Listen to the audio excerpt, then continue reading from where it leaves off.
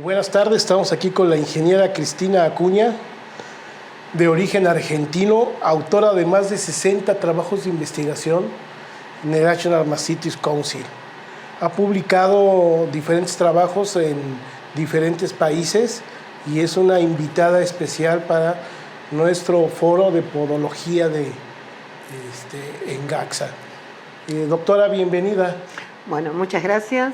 Gracias a todos y bueno, gracias por la invitación. Bueno, me encanta estar acá. Doctora, ¿qué similitudes o qué diferencias nota entre Argentina y México en cuanto a diagnóstico de mastitis, patógenos, etcétera, etcétera? Yo creo que el laboratorio de GACSA tiene una tecnología que en Argentina todavía no llegó, es decir, todo el tema de diagnóstico molecular en Argentina se hace solamente a nivel de universidad, es decir, no hay laboratorios que entreguen al productor un análisis a través de biología molecular, sino que se hace cultivos tradicionales y cultivos on-farm. En ese sentido, creo que México está muy avanzado, el laboratorio que tienen es excelente, es un laboratorio muy bien equipado y con una calidad profesional muy buena. ¿Cuáles son los casos más frecuentes que ha encontrado en su vida profesional en Argentina? Bueno, después que se terminaron la lucha contra los contagiosos, es decir, se erradicó Galactea y Aureus, ahora estamos trabajando con ambientales. Al principio tuvimos muchos problemas con Escherichia coli por el cambio del régimen pluviométrico, es decir, las vacas estaban en el barro con mucha humedad. Y dentro de los coliformes, los que más aislábamos era Escherichia coli, Enterobacter y Klebsiella. Klebsiella fue realmente un problema. La Klebsiella es muy difícil de tratar, tiene resistencia a ampicilina y a oxicilina y tiene una persistencia en ubre mucho mayor a 180 días, es decir, es persistente en ubre y no tiene no tiene la cura espontánea que tenemos en los otros coliformes, ¿no? Y en realidad la presencia de Klebsiella, lo que encontramos es que tenía que ver con problemas metabólicos y básicamente demasiada acidez, sobrevivía en el tracto digestivo y se eliminaba por heces. Si los lugares no eran bien higienizados, entonces sobre todo los corrales de preparto, en ese momento el sistema era bien pastoril, y las vacas antes del parto se encerraban en esos corrales estaban plagados de Klebsiella y teníamos mucha incidencia o muchos casos de mastitis clínica por Klebsiella en vacas recién paridas, ¿no? Platicábamos hace unos días de la reducción de uso de antibióticos en los tratamientos de mastitis. Sí, en el mundo hay nosotros, bueno, cuando se empezaron con los planes de mastitis, ¿no? De prevención de mastitis, uno de los planes, o dentro del plan, estaba la aplicación de la terapia para vaca seca, ¿no? Hoy ese punto está cuestionado, ¿no? Porque es como que se cuestiona el tratar preventivamente a un animal que está sano. Entonces, ya algunos países europeos tienen la prohibición del uso de antibiótico en secado sobre vacas sanas, y en realidad empezaron a trabajar con terapia selectiva. Nosotros también estamos trabajando ya con terapia selectiva porque Argentina es exportadora, entonces si la reglamentación, si se prohíbe el uso de antibióticos como preventivos en el secado, vamos a tener que exportar y esa puede ser una barrera, entonces empezamos a trabajar con terapia de secado selectiva. Y también viene, por normativa, muchos antibióticos, nos vamos a quedar con pocas herramientas para tratar mastitis, es decir, la nueva reglamentación va a eliminar o nos va a dejar muy pocos químicos. ¿Y alternativas, doctora? ¿Tratamientos alternativos a la eliminación de antibióticos? Y bueno, nosotros estuvimos trabajando mucho tiempo cuando empezamos con la terapia, para poder instaurar una terapia de secado selectiva. Primero hay que ajustar todos el manejo de la vaca, tanto en sala de ordeño como fuera de sala de ordeño, ¿no? En los ambientes en que se encuentra la vaca, es decir, hacer un plan de manejo, obviamente que la nutrición esté bien, que el tema de podológico, es decir, que el tema de cojeras también esté medianamente controlado, porque si no vamos a tener problemas. Y empezamos a trabajar en el secado. Aquellas vacas que no se le aplica terapia antibiótica en el secado, sí se le tiene que aplicar un sello interno. Porque las vacas, al cambiar sus niveles de producción, una vaca al ser... Nosotros fuimos mejorando las vacas. Cuando yo empecé a trabajar en los 90, una vaca en Argentina producía 14 litros. Hoy tengo un promedio de 28. Ustedes tienen más todavía. Sí. Tienen promedios más altos. Pero es otra vaca, no es la misma vaca. Entonces, esta vaca, al aumentar su producción, la punta del pezón, el esfínter del pezón, ya no cierra. Entonces, cuando la vaca entra en el periodo de vaca seca, si eso no cierra bien y queda abierto, es una vía para el ingreso de bacterias, ¿no? Por eso es tan importante también el corral y la limpieza de los corrales y demás. ¿Qué factores considera clave para la recuperación de las vacas y prevención de recaídas en tratamientos? Siempre depende del patógeno. No todos los patógenos, no todos los ambientales tienen cura espontánea. Por ejemplo, en el caso de los coliformes puede haber cura espontánea. Eso depende mucho del estado inmunológico de la vaca. En el caso de Uberis, la cura espontánea no existe, y el Uberis en realidad tiene un comportamiento muy similar al Aureus, que era el contagioso. Entonces, en realidad, cuando uno tiene una prevalencia, hay que saber qué tiene, si coliformes o estreptococos, porque es importante, porque son dos terapias o dos formas de tratar. Hay una tendencia también a protocolizar los tratamientos. Entonces uno tiene que saber que en el caso de los Uberis tiene que aplicar un tratamiento antibiótico y tiene que ser fuerte, ¿no? Y aún así puede llegar a tener recaídas, ¿no? Ahora se está poniendo de moda aquí en México el cultivo on-farm o cultivo en granja. ¿Cuál es su opinión y cómo es un correcto cultivo en granja? Bien, el cultivo en granja fue una alternativa en el momento que nosotros pasamos a tener prevalencias de ambientales. Hoy todo el mundo tiene una prevalencia bastante parecida en ambientales, que es alrededor del 80%. Normalmente los gram negativos o aquellos que son placas sin crecimiento, ¿no?, que nosotros le llamamos. Normalmente el cultivo on-farm, para ser clara, es una placa que puede ser una biplaca, que tiene agar, sangre y maconque, y en uno crecen gram positivos y en otro crecen gram negativos, o puede ser una triplaca. Vamos a hablar de la biplaca porque después, en la biplaca yo diagnostico gram positivos o gram negativos, saco una muestra de leche, la gente del establecimiento siembra eso y se hacen protocolos estandarizados de tratamiento. Entonces, si aparece gram negativo o no hay crecimiento, la vaca no se trata. Entonces eso lleva a un ahorro de antibióticos. Y aquel que da gram positivo, sí se hace el tratamiento. Normalmente uno ya sabe qué tipo de gram positivo es, por eso vos con el cultivo on-farm uno no puede prescindir del laboratorio. ¿Por qué? Porque uno ya tiene identificado si eso que es gram positivo es un estreptococo, qué tipo de estreptococo es. Hay mucha diferencia si es Disgalactiae o si es un Uberis o si es otro, o si es un enterococo o cualquier otro estreptococo. Si es un gram positivo, si es Staphylococcus aureus o coagulasa negativo, ¿no? Staphylococcus coagulasa negativo. Entonces uno tiene los tratamientos ya estandarizados. Entonces uno no puede prescindir del laboratorio. Un gram positivo se trata. Ahora, ¿cómo lo voy a tratar? No voy a tratar igual un aureus que un Staphylococcus spp por ahí, o que un Disgalactiae que un Uberis. Eso lo determina el veterinario que está trabajando en el establecimiento o el grupo de asesores que está trabajando en el establecimiento, ¿no? Pero en realidad la tendencia es esa.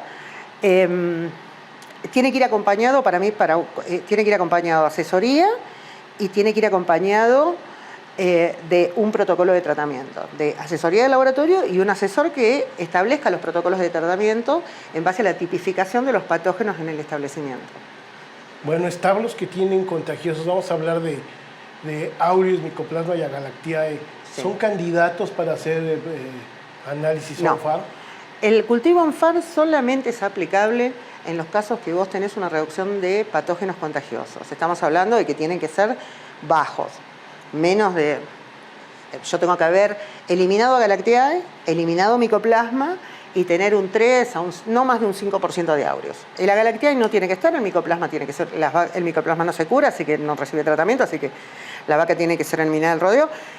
Pero sí El aureus lo podés tener en un nivel bajo porque ese sería el error del método. Yo le encuentro utilidad en la reducción del uso de antibióticos y me parece también una herramienta útil para seleccionar las vacas, como una herramienta más para la selección de vacas que van a secado selectivo, ¿no? Porque para pasar una vaca al secado selectivo yo tengo que ver el historial de la vaca, es decir, que esa vaca nunca haya tenido un episodio clínico, su conteo celular, tiene que ahí trabajar el veterinario con paleteo y palpación de ubre, pero además puedo incorporar que para definir si la vaca la seco con antibióticos o directamente solamente le coloco el sello interno, la que va con antibiótico y sello interno, y la otra va solamente con sello interno. El cultivo en placa me diría si la vaca está sana o enferma, ¿no? Crecimiento o no crecimiento, que normalmente es una placa que se divide en 4, que es una placa, una para cada cuarto, de haber sangre.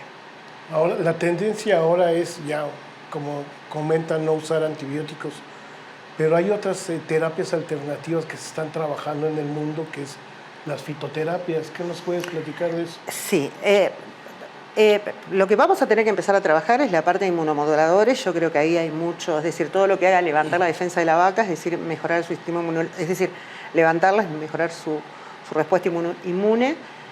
Eso va a funcionar. Hay productos en el mercado ya que son eficaces, por ahí son más eficaces para un patógeno que otros. Yo trabajé con un inmunomodulador y tuve muy buenos resultados para coliformes, pero no, por lo menos en el estudio que yo hice, no encontré diferencias significativas con Uveris, por ejemplo, con Streptovirus, que fue el otro que probé.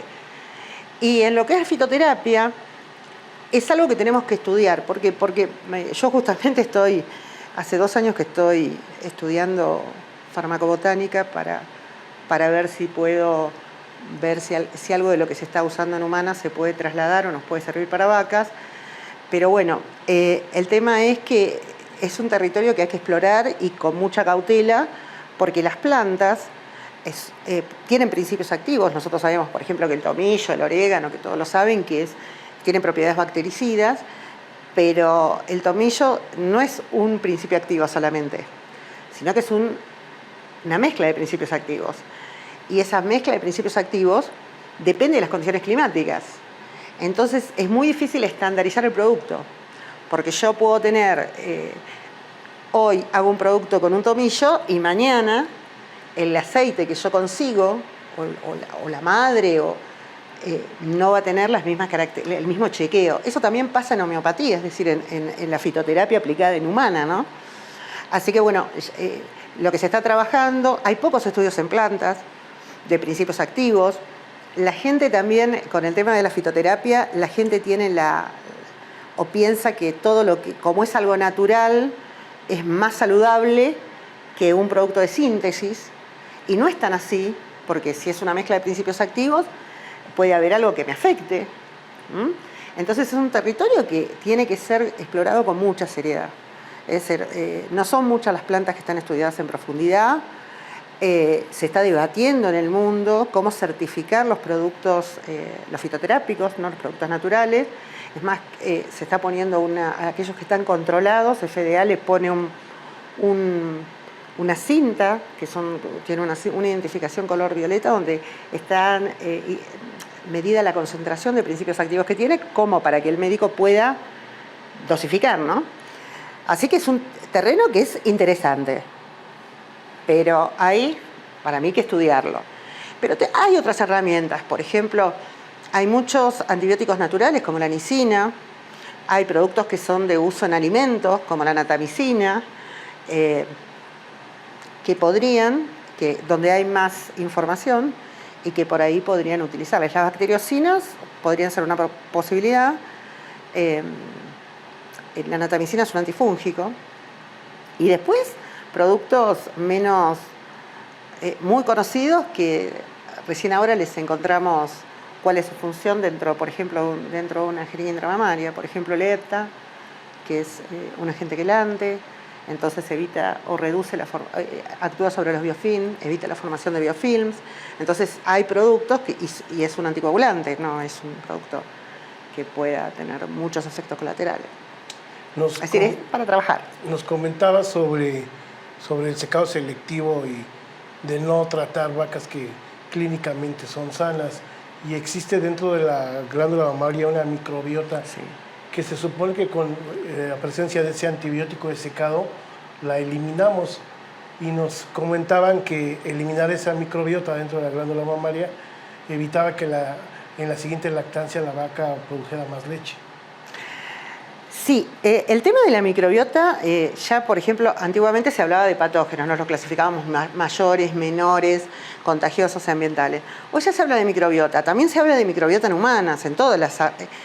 La microbiota es la flora que nosotros adquirimos de nuestra madre o durante toda nuestra crianza, que normalmente la heredamos, y que a ciencia cierta no se sabe que influye sobre ciertas enfermedades, pero todavía está en estudio. Y nosotros sabemos que cuando tenemos una enfermedad rompemos ese equilibrio. Cuando nosotros aplicamos un antibiótico, afectamos o desequilibramos esa microbiota.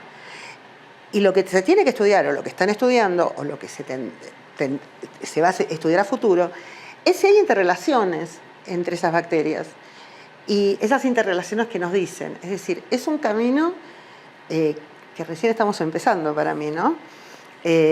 Ustedes, cualquiera que quiera leer alguna revista de tratamientos o de homeopatía, mismo en humano, van a ver que, por ejemplo, relacionan determinadas enfermedades, como puede ser la obesidad, la relacionan con la presencia de Clostridium, por ejemplo, a nivel de microbiota intestinal, ¿no?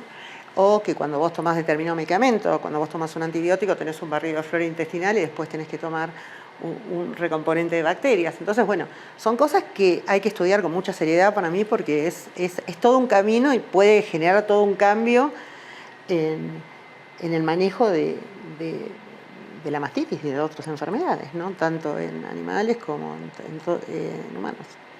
Pues muchas gracias por la entrevista, doctora. Gracias a ustedes. Seguimos en contacto y esperemos verte en el 50 aniversario de Ganaderos Asociados de Querétaro. Muchas gracias por la invitación y bueno, espero que nos podamos volver a ver. Muchas gracias a todos. Doctora, habla acerca de las asociaciones, las interacciones, bueno, mencionaba, hay patógenos ambientales.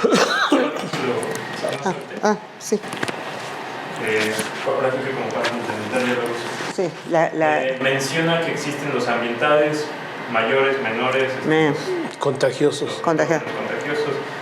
¿Qué asociaciones hay entre, o qué pool de bacterias podemos encontrar en una muestra de mastitis y en una muestra de una vaca sana? ¿Qué asociaciones bacterianas son las más comunes que existen?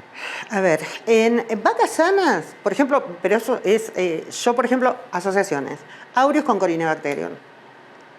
El Aureus normalmente te está indicando que hay malos manejos, es decir, hay un mal manejo, es un contagioso, se traslada, es habitante de glándula mamaria, por lo tanto ahí tenés fallas en la rutina de ordeño seguramente. Y el Corine normalmente se controla con desinfectante de pezones, y el Aureus también. Entonces la presencia de muchas muestras combinadas de Aureus con Corine te está indicando que hay un problema de sello, que puede ser porque la calidad del producto que estás usando no sea buena, porque no lo están aplicando en forma correcta, o porque tenés, por ejemplo, un problema de hiperkeratosis. Con lo cual entra o tenés, no es suficiente el sellado, ¿no? No es suficiente la aplicación del sello o el post-dipping, ¿no? Como se llama. Y después, en vacas sanas, por ejemplo, el estafilococo coagulasa negativa es habitante normal de la piel. Y hay otras bacterias, por ejemplo, los lactococcus, que también son habitantes normales de punta y canal del pezón. Entonces ahí nosotros tendríamos que estudiar si realmente es decir, o por lo menos es mi opinión, ¿no? Si eso vos lo deberías tratar con antibióticos, porque por ahí estás modificando esa microbiota, ¿no? Estás alterando y generando, eso es lo que no sabemos para mí, que tendría que seguir profundizándose. En el caso del Staphylococcus CPP, el Staphylococcus CPP produce mastitis, es un patógeno menor, porque lo menor y mayor tiene que ver con el conteo celular. No aumenta mucho el conteo celular, pero es normal encontrarlo en piel, ahora no produciendo mastitis. Si te produce mastitis, es porque hay algo dentro de ese establecimiento que está fallando que hace que ingrese a ubre. Todos sabemos que si yo me hisopo o lo hisopo a él, vamos a sacar Staphylococcus CPP. Sin embargo, no estamos enfermos.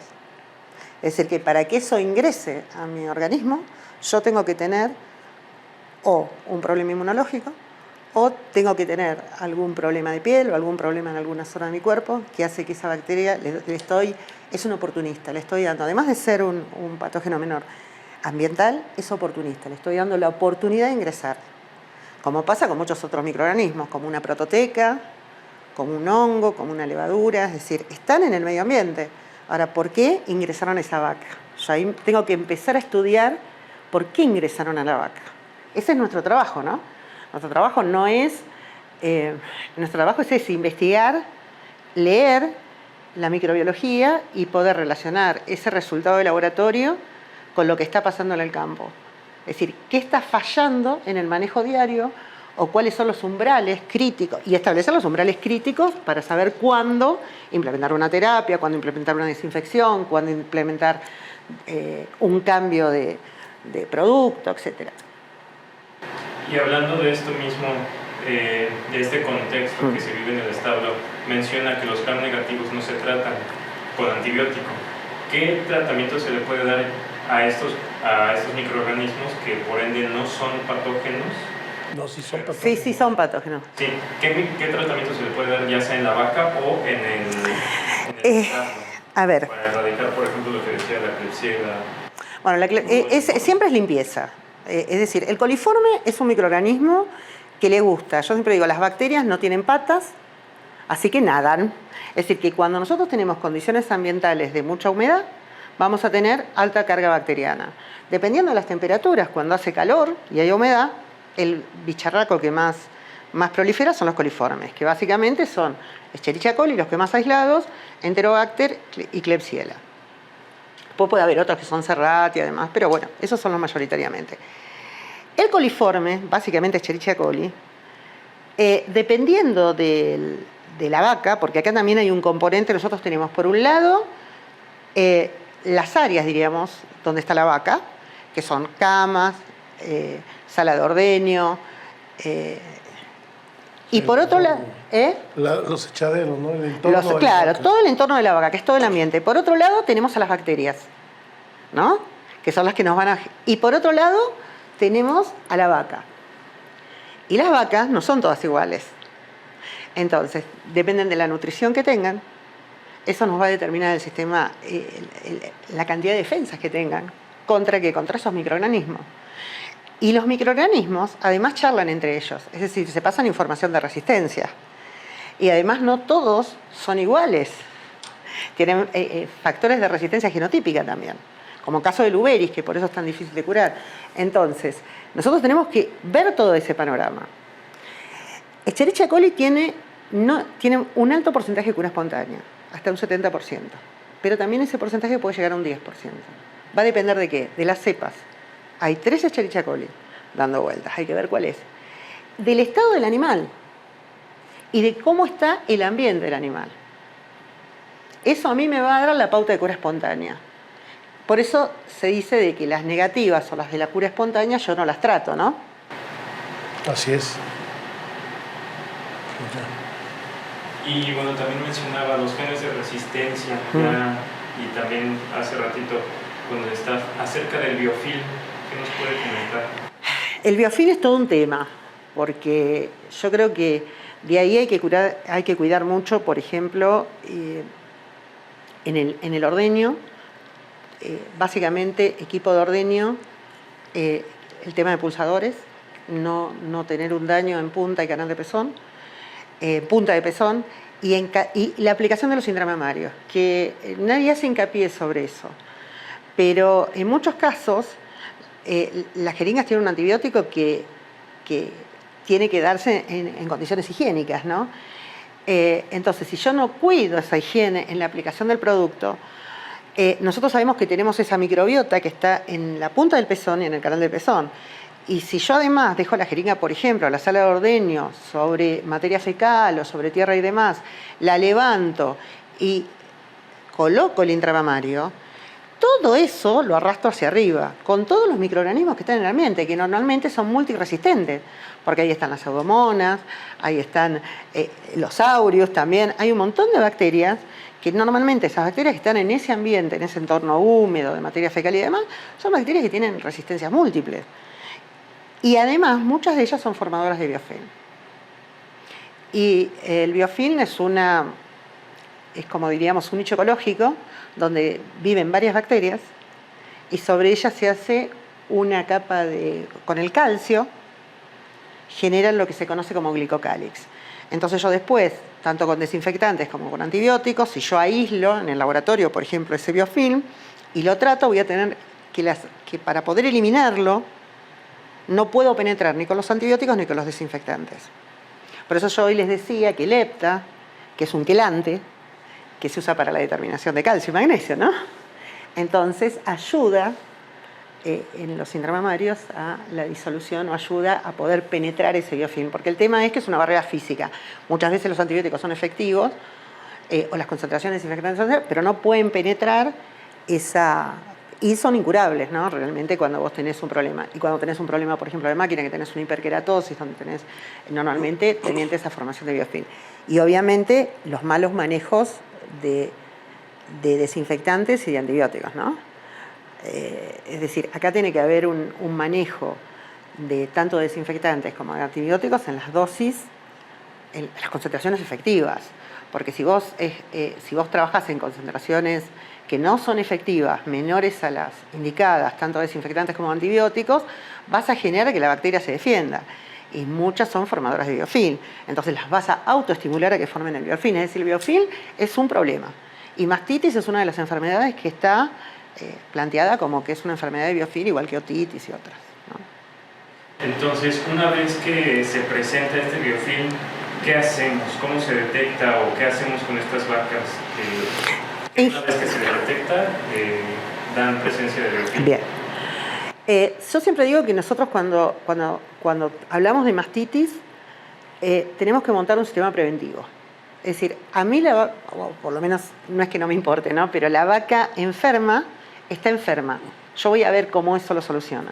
Lo que tengo que evitar siempre es que las vacas no se me enfermen. Entonces, lo primero es montar un sistema preventivo. Si está el biofilm, algo falló. Algo falló.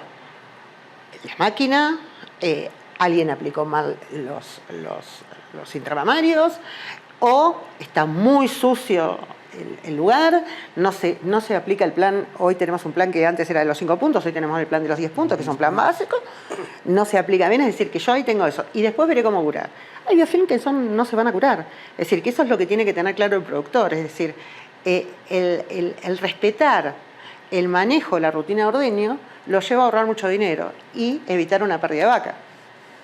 Sí, uno de los puntos claves para evitar el biofilm es cambiar las pezoneras en tiempo. Exactamente, pezoneras, evitar deslizamientos.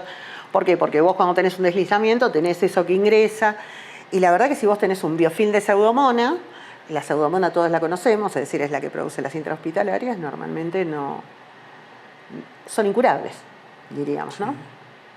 Bueno, pues ya, muchas gracias.